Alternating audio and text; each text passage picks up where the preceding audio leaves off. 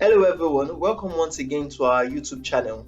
Here we talk about everything related to Canada immigration, IELTS preparation, TEF Canada preparation, and even research tips.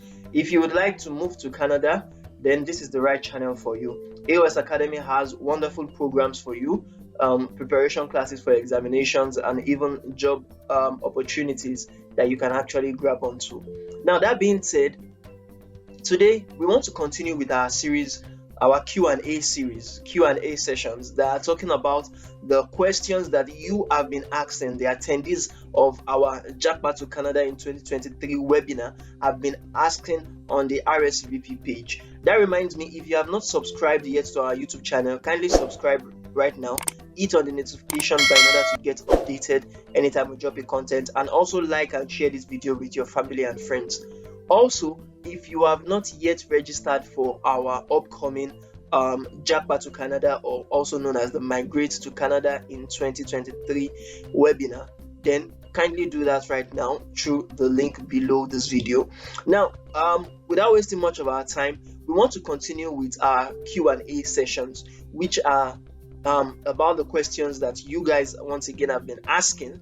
Now, the very second question that we'll be treating today is the question 29 from Aaron Dunia, who asked a very, very crucial question that a lot of people that are relocating from their own home country to Canada would always have in relation to their job offers. Now, the question goes thus. He said, how can I get a job, especially in my chosen career, when I get there, seeing that I don't have a Canadian work experience? And all the stories I have heard are pointing to the fact that Canadian employers are turning down immigrant candidates from jobs for not having Canadian work experiences. Now, that is a very, very wonderful question, because I would also agree with you, Aaron, that a lot of people have been facing this, and they will continue facing it, sadly. But there are some how would I call it now? There are some corrections, or there are some clarifications I would like to give you in respect to this question. Yes, a lot of people have been having difficulties getting their own dream job, but that does not mean everyone, you understand, that are seeking to relocate to Canada are facing that same problem. And why do I say that?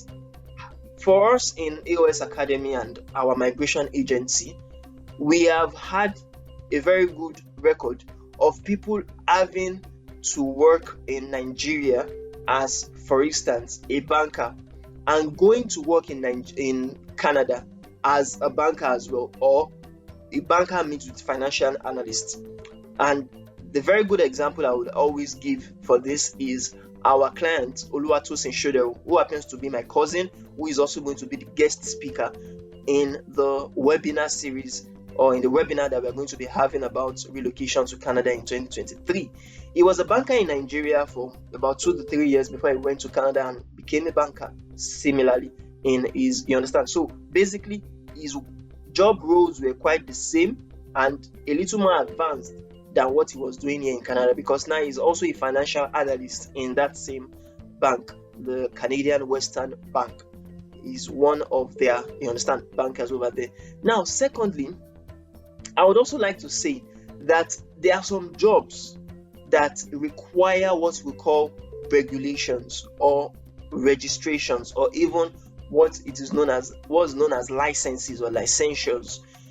If you are in a job that requires you to have a particular set of license before you practice that job, then you would be required to first of all get those licenses. And for some people, that means that they would have to go back to school to actually study and to write some qualifying examinations. Take, for instance, if you are an architect, if you are a doctor, if you are a lawyer, this and more professions require you not to only say you are a banker. You are a doctor, a medical doctor, not just say you are a lawyer. You have to show them through your own professional licensures, not the one you got from your own country, but the one that they actually give credence to, the one they accept in their own workplace. So as a result of that, if you don't have work experience and if you don't have credentials to support your own your own experiences, not in your own country but in Canada, then you may not be able to get the dream job you are looking for. Now, the very first example, Mr. Oluwatosin Shoderu, that I talked about, he also didn't have a work experience from Canada or in Canada. He migrated as a permanent resident under the Express Entry Program, the Federal Skilled Worker Program. And when he got there, he used his reference letters he got from his home country, Nigeria, where he worked in. Precisely, he worked in the bank that we call in Nigeria Access Bank. Now, from Access Bank, he got reference letters from his superiors that were used to show his level of experience and his academic, credentials, to show that yes, he has actually done some of the jobs that will be required of him to do in the Canadian Western Bank. Do you understand? Likewise, some people who want to practice but don't have the opportunities of getting a job in Canada because of the Canadian work experience you talked about, some of them become self-employers. You understand? They become self-employed and they also even employ people in their own practice that they would set up. But to set up an organization, to set up a company as well, if it is a company that is not regulated, then you are free to set it up. But if it is one that is regulated, that needs you to have some licenses, then you are not just going to only register it with the Canadian Corporate Affairs, but you would also need to get the licenses from the professional bodies that are responsible for giving such licenses and permissions. Do you understand what I'm saying? So you were not kind of specific telling us the kind of job you are doing in your own chosen career. But I'll say this, if your job is not regulated once again, then you can practice even without having Canadian work experience. Even if it is now regulated, there are still some jobs that would permit you to work in that industry, but may not be necessarily in that position you are currently holding in your own country. Let me give a particular example. If you are a doctor again in your own country, you may need to work as a caregiver, for instance, in Canada, while you are pursuing the licenses, the regulations of Canada, while you are pursuing your professional academic credentials and your designations in Canada, before you are able to practice as a medical doctor in Canada.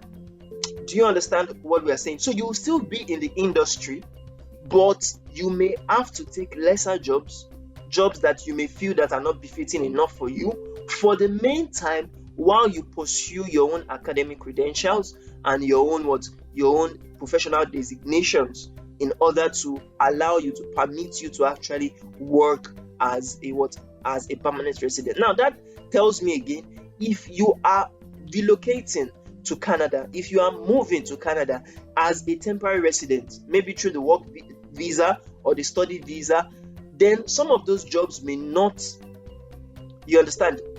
mandate you to have Canadian work experience, and some may even mandate you as well to have Canadian experience. Let me break it down. For study visa or study permit, you are allowed to work some certain hours, though that was even before, because now there's some temporary allowance that allows you to actually work for more than 20 hours now. You understand? But what I'm saying is that you may just have some particular jobs for students that you'll be able to do, like maybe work as a librarian, even though you're an architect, work as as a chauffeur, even though you are doing something else before now. Likewise, as a temporary resident that got a work visa, if your work visa is related to maybe intercompany transfer, if it is related to bridging open work permit, then you may be permitted to work as your own or in your own occupation, in your own career, because what you are doing in your home country in an international company, you understand, would be the same thing you would do in Canada in that same company. So if you are going through intercompany transfer, then you will be permitted to actually work even without having Canadian work experience. So we need to be particular about the kind of job you are doing currently in your chosen career, and we need to be particular about the kind of routes you are following in order to relocate to Canada. So I hope that answers the question. If you have any further question related to that, Aaron, or any other person, then kindly drop it in the comment section.